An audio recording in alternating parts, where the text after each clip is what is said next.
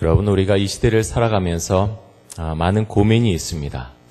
성경에서는 이렇게 하라고 말씀하는데 정작 세상에 나가서는 그것이 참 어려울 수 있습니다.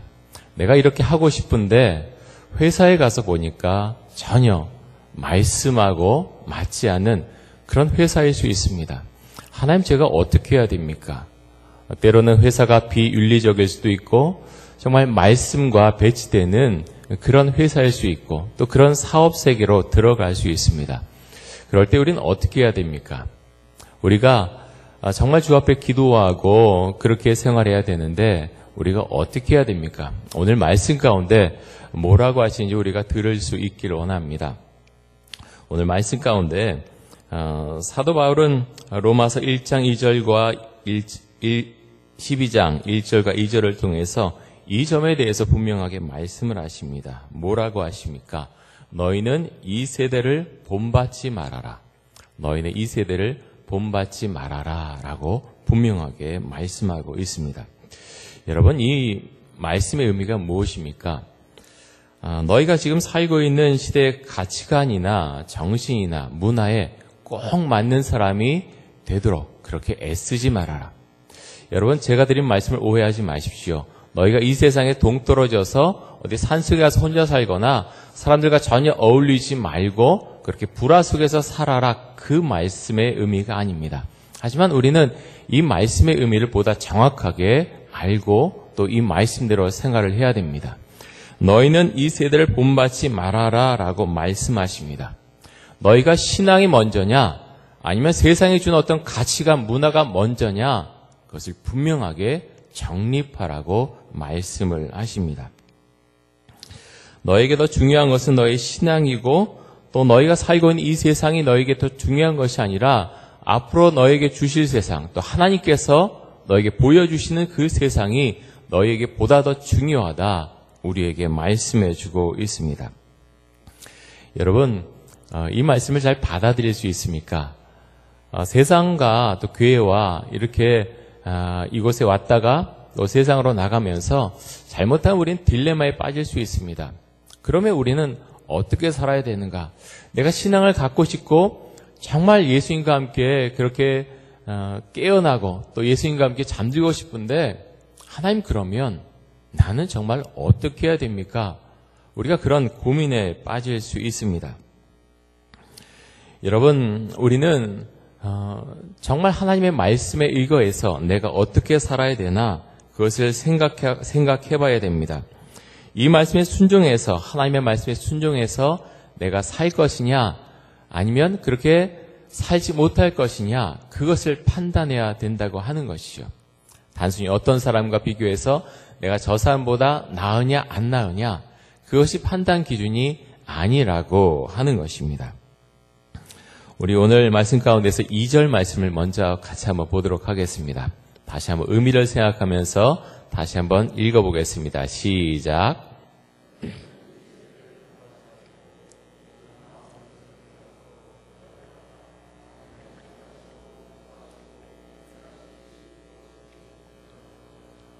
아멘. 자, 너희는 이 세대를 본받지 말고 오직 마음을 새롭게 함으로 변화를 받아, 그랬습니다. 자, 마음을 새롭게 한다는 것이 무엇입니까? 마음을 새롭게 한다. 어떤 묵상을 하거나 어떤 깊이 생각해서 마음이 변화될 수 있습니다. 그런데 보다 중요한 것은 이렇게 마음을 새롭게 할 때 무엇으로 마음을 새롭게 하느냐 하는 것입니다. 무엇으로 새롭게 합니까? 하나님의 말씀으로. 하나님의 말씀으로 마음을 새롭게 하는데, 보다 정확히 말하면요, 마음을 새롭게 한다고 하는 것은 생각이 바뀌는 것을 말합니다. 예수님을 믿기 전에 나의 생각과 예수님을 믿은 후에 나의 생각이 완전히 바뀐다고 하는 것을 말합니다. 골로새서 3장 9절과 10절에서 이렇게 말씀하십니다. 골로새서 3장 9절과 10절에 보면 너희가 서로 거짓말을 하지 말라. 옛사람과 그 행위를 벗어버리고 새 사람을 입었으니 이는 자기를 창조하신 이의 형상을 따라 지식에까지 새롭게 하심을 입은 자니라. 아멘. 자, 어디에까지 새롭게 하심을 입었다고요? 지식에까지. 지식에까지 새롭게 하심을 입은 자다라고 말씀하고 있습니다. 지식이 변화되고 생각이 변화되면 옛사람을 완전히 벗어버리게 된다고 하는 것입니다. 여러분, 그것이 믿음이죠. 믿음이 들어오고 예수님을 정말로 나의 생명처럼 고백하게 되면 옛것을 버리게 됩니다. 그 두려움에서 벗어나게 된다고 하는 것입니다. 그런데 우리가 지식을 어떻게 새롭게 해야 됩니까? 몇 가지가 있는데요. 가장 기본적인 것은 역시 성경을 읽는 것입니다. 성경을 읽고 이해하고 하나님 이 말씀대로 제가 변화되겠습니다. 고백하는 것입니다. 지난주에 제가 새가족반 하면서 우리 새가족반 하신 분들에게 그렇게 과제물을 드렸어요. 이번 주간에 요한복음을 읽으십시오. 요한복음을 매일 한 장씩 읽으십시오. 그런데 우리가 지금 개정개혁판을 보지 않습니까? 이 말씀이 이해되지 않는다면 좀 쉬운 성경으로 보십시오. 젊은 분이 계셔서 앱으로 좀 받을 수 있으면 받으라고 말씀을 드리고 그 말씀을 읽으시되 이해할 수 있도록 그렇게 읽어보십시오. 또 그렇게 하지 못하신 분들은 성경 말씀을 좀 들어보십시오.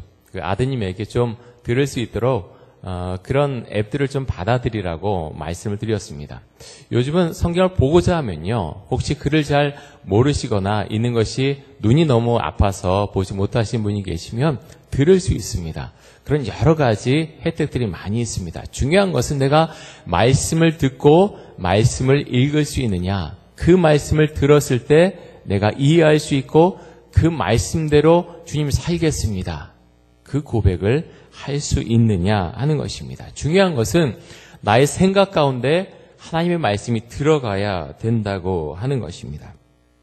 또 하나는 그 말씀을 읽고 듣되 기도해야 됩니다.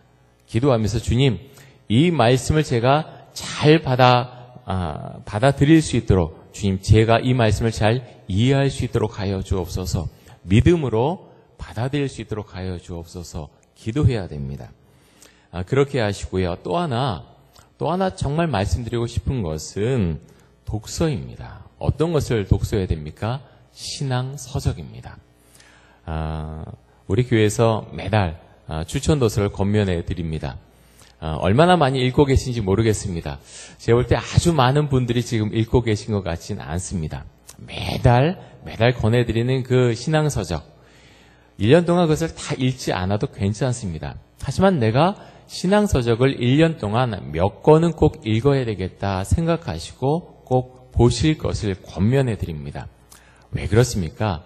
신앙서적을 읽는다고 하는 것은요, 내가 알지 못했던 신앙의 세계를 새롭게 발견하게 되는 것을 의미합니다. 우리가 책을 읽는 목적 중에 하나가 그것이지 않습니까? 내가 경험하지 못했지만 좋은 것들을 배워야 되겠다. 신앙서적도 마찬가지죠. 내가 성경을 혼자 읽으면서 설교 들으면서 깨닫지 못했던 것들을 신앙서적을 보면서 내가 깊이 깨닫게 됩니다. 그 은혜가 크고요. 그것을 알게 됐을 때 성경 말씀이 다르게 다가옵니다. 여러분 정말 그렇습니다. 정말 그렇게 해보십시오. 내가 시간이 없어 그렇게 말씀할지 모릅니다. 하지만 1년에 단 한 권의 책을 읽지 못한 그런 시간을 가지신 분, 저는 그렇게 보진 않습니다. 내가 정말 읽고자 하면 읽을 수 있다고 하는 거죠. 오늘 우리가 로마서 12장 1절과 2절 말씀을 봤는데 이 말씀이 정말 유명한 말씀입니다. 왜 그렇게 유명할까요? 그 이유가 있습니다. 이 말씀을 들여다보면 이 말씀 가운데 사도 바울이 로마 교회 교인들을 얼마나 사랑하는지 알 수 있고요. 이 가운데서 우리가 세상 가운데서 어떻게 신앙생활을 해야 되는가, 그것을 잘 알 수가 있습니다. 우리 로마서 12장 1절 말씀 다시 한번 읽어보도록 하겠습니다. 1절 말씀 의미를 생각하시면서 다시 한번 읽습니다. 시작.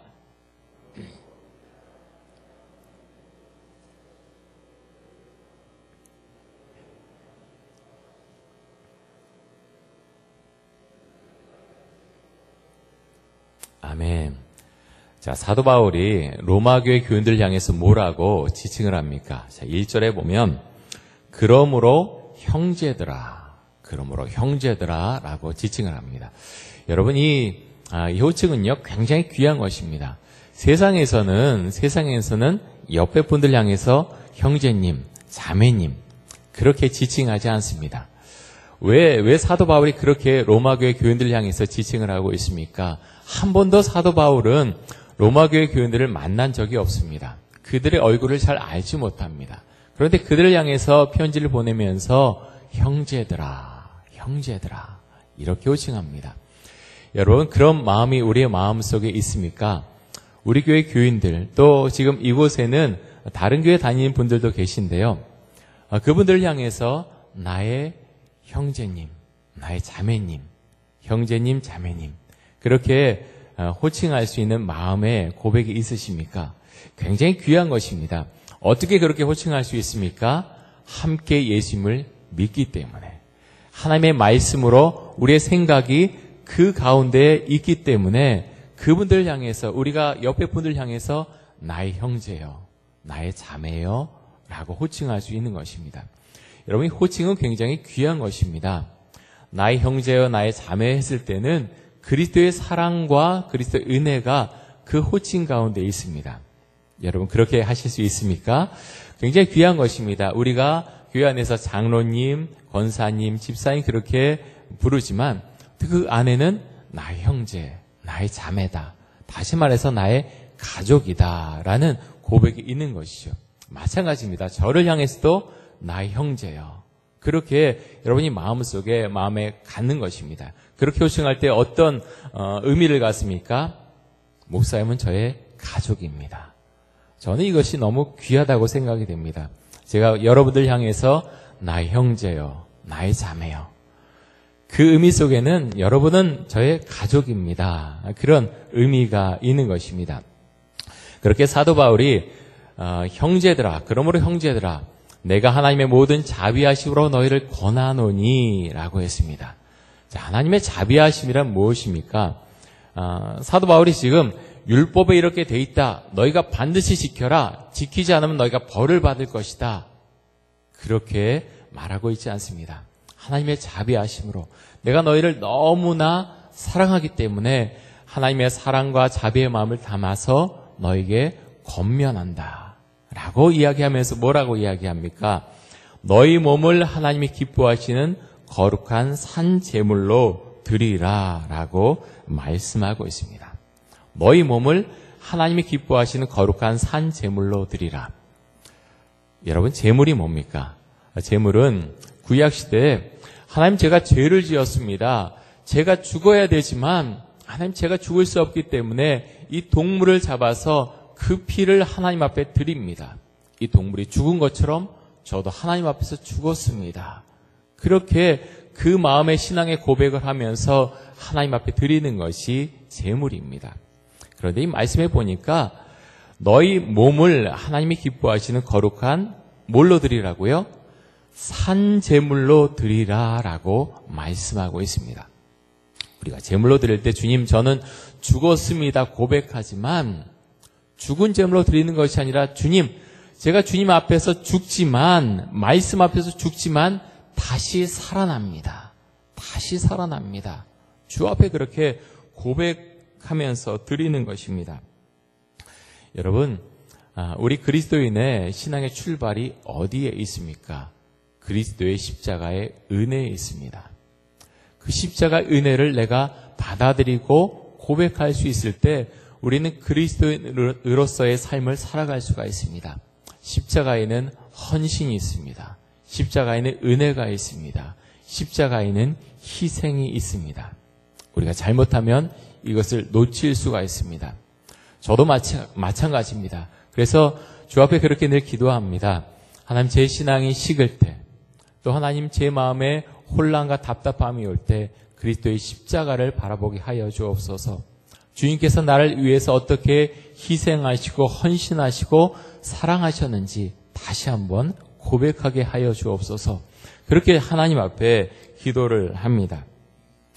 여러분 십자가의 은혜를 고백함으로 우리는 하나님의 말씀으로 우리의 생각을 바꿔나갈 수 있습니다. 나아가서 하나님의 말씀이 들어오면 우리의 삶을 바꿀 수 있습니다. 우리의 언어를 바꿀 수 있습니다. 우리의 태도를 바꿀 수 있습니다.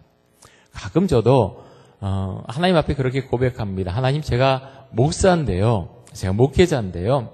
아직도 제 말이 왜 그렇습니까? 아직도 제 태도가 왜 그렇습니까? 제 삶의 모습이 아직도 왜 그렇습니까? 주 앞에 그렇게 엎드려서 기도하곤 합니다. 여러분 가정 안에서 여러분 어떻게 말씀하시는지요? 여러분의 서로의 배우자를 향해서 어떻게 존중하면서 어떻게 말씀을 하시는지요? 가까이 있을 때 우리는 자꾸 말 실수를 할 수 있습니다. 늘 가까이 있기 때문에 잘못하면 화가 났을 때 함부로 그렇게 말할 수가 있죠. 저도 그렇습니다. 그러면서 주 앞에 기도합니다. 주님, 제가 정말 주님을 믿는 그리스도인이고 목회자인데 하나님, 제가 부끄러운 모습으로 살아가지 않았으면 좋겠습니다. 하나님, 제 말을 고칠 수 있도록 해주시고 제 마음을 고치고 제 생각을 고치고 제 생활 태도를 고치게 하여 주옵소서. 주 앞에 기도하곤 합니다. 여러분, 그것이 우리의 모습이고요. 정말 하나님께서 원하시는 새로운 우리의 삶의 모습이라고 믿습니다. 올해 우리 교회의 표어가 생활 속에서 믿음을 보이는 교회입니다. 생활 속에서 믿음을 보이는 교회. 생활 속에서 믿음을 보이는 교회가 되려면 우리 한 사람 한 사람이 새롭게 돼야 되겠지요. 그리스도의 십자가를 바라보고 우리의 언어가 달라지고 우리의 마음이 달라지고 우리의 생각이 달라지고 우리의 태도가 달라져야 정말 생활 속에서 믿음을 보이는 교회의 모습을 우리가 보일 수 있을 것입니다. 여러분, 우리가 이런 교회를 이뤄 나갈 수 있기를 간절히 원합니다. 하나님께서 우리에게 은혜 주시면 이런 것을 행할 수가 있고요. 이런 속에서 우리가 전도하고 또 새로운 분들이 왔을 때 우리 교회 안에서 그렇게 자연적으로 흡수돼서 좋은 공동체를 이뤄 나갈 수 있습니다. 여러분, 우리 교회도 좀 오래되지 않았습니까? 올해 이제 72년이 됐는데 그렇게 되면 우리도 모르게 우리만의 것을 갖고 있을 수 있어요. 우리는 잘 모르는데 새로 오신 분들은 저 안으로 들어가고 싶은데 참 들어가기가 어렵다. 우리는 뭐 그런 것 같고 그래요. 그렇게 말할 수 있지 모르지만 새로 오신 분들은 잘 들어가기가 어려울 수 있어요. 그래서 우리가 어떻게 해야 되냐면 세심하게 살펴봐야 됩니다. 배려해 주고요. 저분이 뭐 때문에 불편해할까? 뭐 때문에 우리 안으로 들어오기가 어려울까? 생각을 해봐야 됩니다. 그래서 그분의 입장에서 그것 때문에 그렇구나. 그 생각 가지고 또 그분과 이야기해보고 많은 것들을 배려해 드릴 수 있어야 합니다. 그래야 우리 공동체 안으로 들어올 수 있다고 하는 거죠. 오늘 말씀 다시 한번 2절 말씀 한번 보고자 하는데요. 다시 한번 보겠습니다. 2절 말씀 같이 한번 읽습니다. 시작.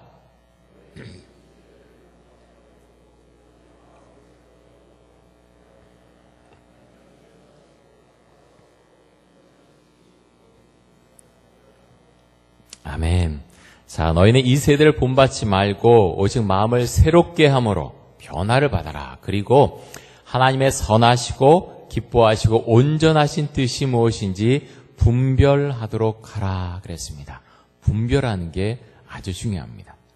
우리가 하나님의 뜻이 어디에 있습니까? 늘 기도하곤 합니다. 그러면서 우리에게 주시는 생각 가운데서 하나님의 말씀대로 우리가 분별을 하는 겁니다. 하나님 어떻게 선택해야 됩니까? 중요한 기준 중에 하나는요. 우리가 주 앞에 기도하며 선택할 때 우리의 마음에 하나는 평안을 주신다고 하는 겁니다. 내가 어떤 것을 선택했는데 계속해서 마음이 불편해요. 그것은 하나님께서 분별하게 해주신 것이 아니라는 거죠. 하나님께서 우리의 마음에 정말 주셨다면 그 생각을 가지고 내 마음의 평안 가운데 지속적으로 유지될 수 있어야 합니다. 또 하나님의 선하시고 기뻐하시고 온전하신 뜻은 결국 그리스도인답게 세상을 살아가는 것입니다. 어떻게 살아야 됩니까? 예수님처럼 세상을 살아가면 됩니다. 여러분, 예수님께서 세상을 어떻게 살아가셨습니까?